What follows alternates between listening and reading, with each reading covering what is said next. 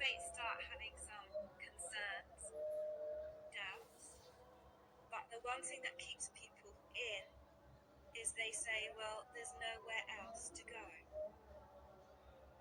Now, I just want to remind you of what it is to be a Jehovah's Witness.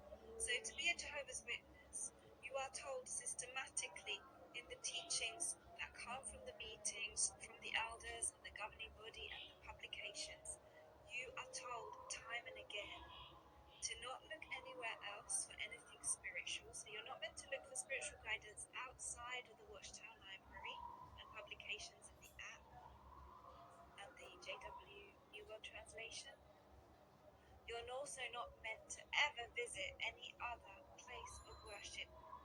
And you are told time and again that all churches have fallen, that all of the Christian churches out there have actually fallen and they all belong to Satan. They are all satanic. And you would not want to go anywhere near them because you're going to get contaminated. And that thinking persists really strong, even after people sort of start to question the Jehovah's Witness theology, they start to question the organisation, they start to see that how things are done is not as biblical and loving as they maybe thought it was. People who leave witnesses, ex-witnesses, tend to hang on to that everything out there is tainted by Satan, everything is worldly and scary. Now, I would challenge that. I would challenge it firstly because that's not biblically true. Jesus always said that he would not allow his church, his ecclesia, to fall fully. He says that in the Bible. He said that the gates of hell would not prevail against my church, or the gates of Hades, if you prefer. So he always said that he would maintain that there would be true followers all the way through with jw.org on it. Jesus never said it was going to be that simple. He gave us things to look out for. For example, he said, by their fruits. So you would recognize his true followers and you'll be able to distinguish the false prophets by their fruits. Now that's really important to bear in mind.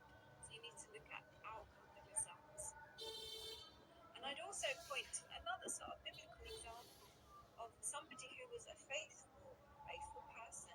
The prophet Elijah, he got really frustrated. He was surrounded by people that were saying that they worship God, but really they were worshipping other gods and Baal. And he started to cry to God and say, there's no one left in Israel, I'm the only one. That's how he felt. And what did God show him?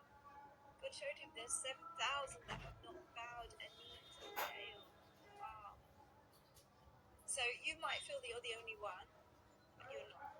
I can assure you of that. So, for example, I would say that I started to understand that I'd been fed a lot of lies even about the Christian churches and about the Christian mainstream beliefs. And when I started to read the Bible and really carefully read it, I realised that a lot of the mainstream Christian teachings are actually a lot closer to what the Bible says. I'm not saying they have it all worked out either, but they're a lot closer. So really the main thing is you need to know your Bible. That's what you need to base it on. And if you're in that place where you're not sure about the witnesses, you're starting to have doubts, you're panicking about what to do about that, I would say there's two constants I want you to hang on to. One, God is real. Two,